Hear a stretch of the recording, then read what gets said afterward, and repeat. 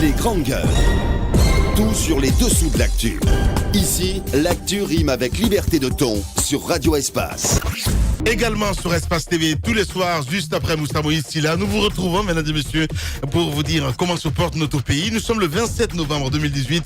Merci de nous rejoindre. Notre invité nous rejoindra dans un instant, mesdames et messieurs, qui n'est autre que Dr Gouressi Kondé. Il faut le rappeler, il est le président de la CANEG, Convention des acteurs non étatiques de Guinée, alors qu'un bras de fer judiciaire oppose en ce moment le gouvernement guinéen à des familles menacées de déguerpissement à Kapororaï, dans la commune de Ratoma. Les souvenirs de la précédente opération du genre menée sous le règne du feu général Lansana Conté restent vivaces, il faut le souligner. Les blessures loin d'être fermées, et comme pour raviver donc le braise de la polémique liée à cette opération, des accusations récemment portées par l'ancien chef de ce quartier, aujourd'hui ministre de la République, à l'encontre d'une des autorités influentes d'alors. Beaucoup de questions à se poser ce matin et surtout à répondre. Que répond-il à ces accusations portées à sa charge? Quelle est la vérité sur l'arrestation en 1998 de l'opposant Alpha Condé, actuel président de la République? Quel regard d'ensemble sur les dernières évolutions dans l'actualité sociopolitique du pays? Gouressi Kondé, docteur Gouressi Kondé, il est notre invité de parcours, le grand oral à suivre donc dans cette émission. Réaffectation du budget destiné au projet d'école d'excellence des mines de Bokeh. On y revient. La récente sortie sur nos antennes du ministre de l'Enseignement supérieur de la Recherche scientifique a du mal à passer au sein de l'Institut Géomine de Bokeh. Comment réagit-on à cette communication du ministre Abdoulaye Yoro Baldé? Nous essayons de comprendre quelle est la vérité dans cette affaire de réaffectation du budget alloué au projet d'école d'excellence des mines de Bokeh. Docteur Oumar Keïta, il faut le rappeler, il est le directeur général de Géomine, Institut Géomine de Bokeh. Il sera en direct dans cette émission Les Grandes Gueules. Beaucoup de réactions ce matin avec les auditeurs sur Twitter. On va y aller, Mahmoud. Hop, et par ça, on commence avec ce premier qui nous écrit sur Twitter, sur le hashtag GG, Alpha Oumar Barry, hashtag GG. Bonjour, les crises dans ce pays, nous en avons beaucoup eu et nous avons assez en ce moment aussi. Et DG doit nous épargner. Alors là, vraiment, on n'a pas besoin. En tout cas, Sidia nous a éclairé la lanterne. Il n'y a pas de magie. Merci Alpha Oumar Barry, donc qui nous écrit ce matin sur Twitter.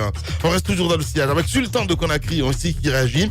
Je reste sur ma position sur Caleta, le plus mauvais barrage du monde, au monde. Avant Caleta et pendant la saison pluvieuse, Conakry avait le courant. Donc, je ne vois aucune observation que ce barrage qui a coûté fortune. Donc, on donne des contrats aux amis et on s'étonne du résultat. On reste toujours dans le sillage, toujours avec ses auditeurs sur hashtag Espace GG. Beaucoup de réactions. On y va avec, je pense qu'on l'a lu déjà. Voilà. Lui qui revient encore, c'est Alpha Oumar Barry. Je pense qu'on a lu ce message. On va y aller sur notre plateforme. Nous, on nous avait dit avec ce barrage, c'est possible de vendre de l'énergie aux pays voisins, de gros vendeurs d'illusions réunis et qui s'enrichissent sur le dos du peuple. C'est triste. On prive des citoyens de courant. Aucune communication. C'est nous qui nous envoie ce message. Il y a des sasseries actu à Conakry. C'est cigarettes pour les moustiques. Je comprends pas ce qu'il veut dire. Tu allumes, il fume ça toute la nuit. Voilà. C'est Kondé Bangali qui nous envoie ce message. On reste toujours dans le sillage avec ses auditeurs, toujours sur le hashtag Espace GG, avec Lamarana Yimberin aussi qui nous écrit bonjour. Au-delà de tel ministre vous a dit, s'il vous plaît, cherchez à savoir la vraie vérité non maquillée sur la passation de ce marché de gré à gré sur le clan que le clan s'octroie. Hier, on parlait de son ami mauritanien pour le transport d'argent vers Dubaï et un autre pour la gestion du groupe électrogène. Avant ça, on nous parlait aussi de son ami malien pour l'engrais ou l'autre burkinabé et Boumaf avec 60 millions sur la route Kisutougou-Kaban. Vive la délinquance économique. C'est évidemment Lamana Yemberin qui nous envoie ce message sur Twitter. Beaucoup de réactions sur Twitter ce matin avec les auditeurs. Sinon, on va y aller avec les SMS aussi, avec ce auditeur fidèle, Afamoussa Makadiabi. Bonjour les grandes gueules, bonjour à toute l'équipe. Nous avons de belles perspectives pour une stabilité de l'électricité en Guinée. C'est la volonté de Fama, c'est le souci de Fama, malgré la volonté et le souci de certains cadres pour ternir l'image du président et ce régime. Ce comportement des DG est un sabotage qui nous indigne à plus d'un titre, alors qu'ils ont tout l'accompagnement du gouvernement et ils ont un agenda caché contre ce régime et veulent arnaquer l'État. C'est Alpha Moussama Kadabi qui nous envoie ce message. Sur Espace TV, vous avez rendez-vous évidemment avec cette émission. Le temps d'une petite pause et puis derrière, on va revenir pour continuer l'émission avec vous. Les grandes gueules d'Adafo Média, seule émission dans l'histoire de la radio en Guinée à franchir le cap des 5 millions d'auditeurs. À Bokeh, Cancan, Labé sur Radio Espace Région. À Kindia sur Kanyazik. En forêt sur Sahali FM. Meilleure émission talk-show panafricaine sur le continent, jamais éditée dans la sous-région. Bienvenue chez les GG. Ici, on ne prend pas de gants. Le docteur Kouressi Kondé se prépare, il est le président de la CANEG, Convention des acteurs non étatiques de Guinée.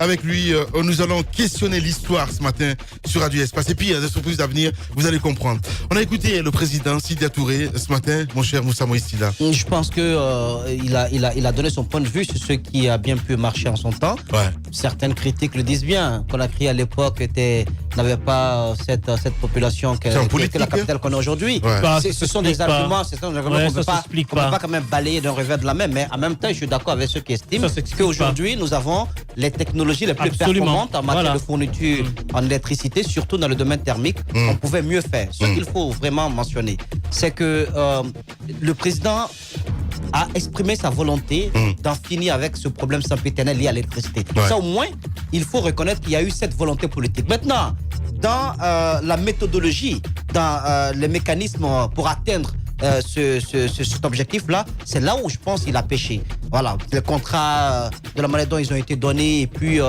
ces comités de suivi qui n'ont jamais travaillé pour contrôler réellement si ces entreprises étaient en train d'atteindre leurs objectifs, je pense que c'est là où il a véritablement péché. En même temps, il va falloir aussi ne pas faire la communication qui a été celle de Kaleta sur Swapiti. Il faudrait qu'on soit véridique vis-à-vis du peuple, qu'on puisse dire ce qui est possible, ce qui sera fait, ne pas promettre terre et ciel alors qu'on ne sera pas capable d'atteindre le sommet d'une colline. Ouais, bien dit. Je crois que l'objectif, c'est pas de dire que rien n'a été fait dans le domaine de l'électricité, ce serait mentir. Il y a eu beaucoup d'efforts qui ont été fournis et je pense que la question de la fourniture d'électricité est une question qui a été améliorée dans notre pays. Les faits parlent, mais ce qu'on est en train de relever... Comment c'est amélioré, Roby? Oui, mais c'est amélioré.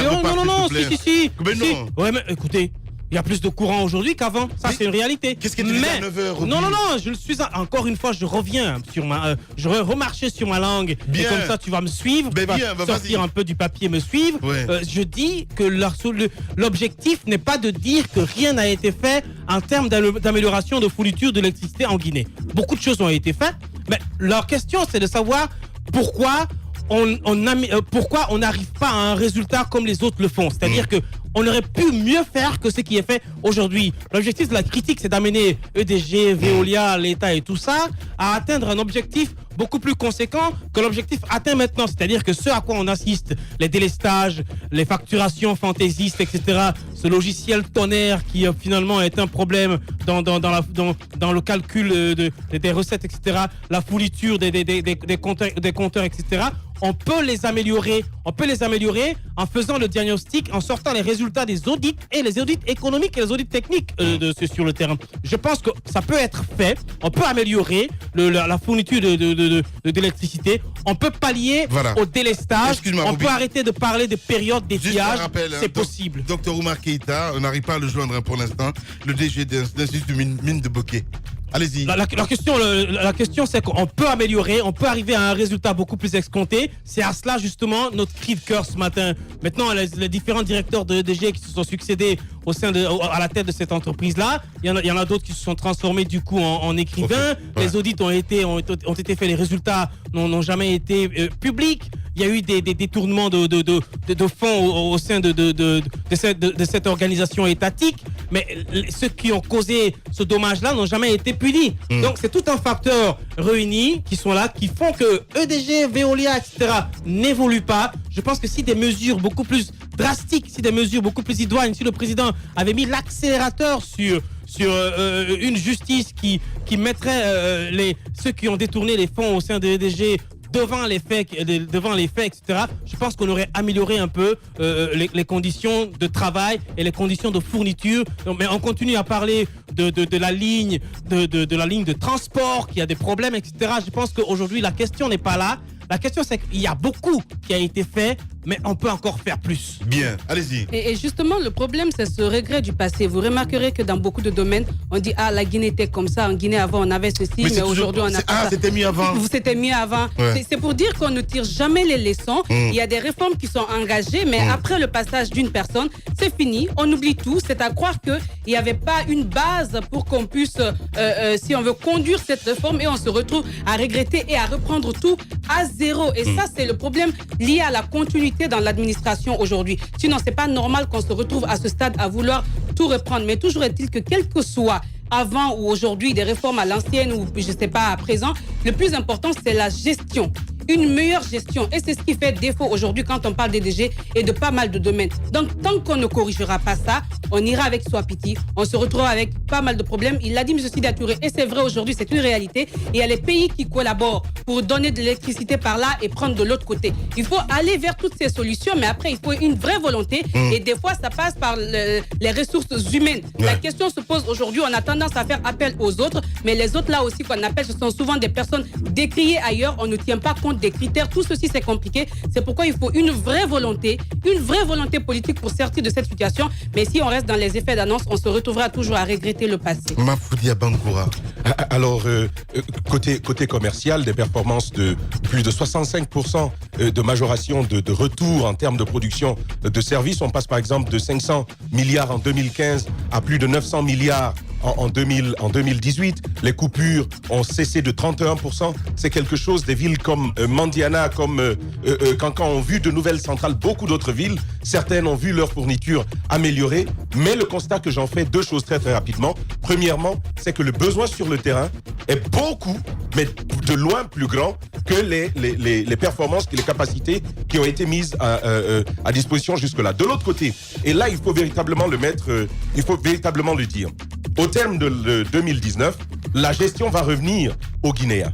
À partir de 2019, fin 2019, donc à partir de 2020, la gestion revient aux Guinéens. Est-ce que nous sommes suffisamment prêts? Ça, c'est la question que là, je me pose. Ça craint. Je crois pas. Ouais. Je crois pas. Je crois pas absolument que nous soyons suffisamment prêts quand on sait que on aurait pu s'attendre, c'est même au terme de ce contrat avec Veolia, je pense qu'on aurait pu maintenant là s'attendre à un résultat beaucoup plus escompté. Mais à l'allure à laquelle nous sommes, je crois que ça craint. Je pense qu'on sera obligé de rallonger le contrat ou de prendre d'autres opérateurs. Ah ouais, pourquoi pas. Allez, et cette réaction de Laye Junior Condé, le mentor évidemment de Alpha Moussa Makadabi, Ben Roubi, t'as eu de la chance d'avoir le courant jusqu'à 2h du matin, 4h du matin, 4 heures de clim. Moi, je ne l'ai pas trouvé à la maison. Il était parti. Quand j'écrivais, j'ai dû ouvrir les fenêtres, en bravant les mosquitos. Voilà, c'est Laye Junior Condé qui nous envoie ce message ce matin. Vous verrez, après Alpha Condé, les barrages vont être bouchés. C'est la Guinée, vous verrez. Politiciens véreux, fonctionnaires corrompus, promoteurs immobiliers voyous, justice passive. La Guinée devient-elle mafieuse? Les grandes gueules d'Adafo Média ne lavent pas plus blanc, mais vous permettent de défendre votre pays en vous informant. Avec les grandes gueules d'Adafo Média, dénoncez les turpitudes, nous garantissons le secret des sources. Envoyez vos documents à espacefmguinée.info, rubrique Contact. Les grandes gueules d'Adafo Média ou le socle de la liberté d'expression en Guinée.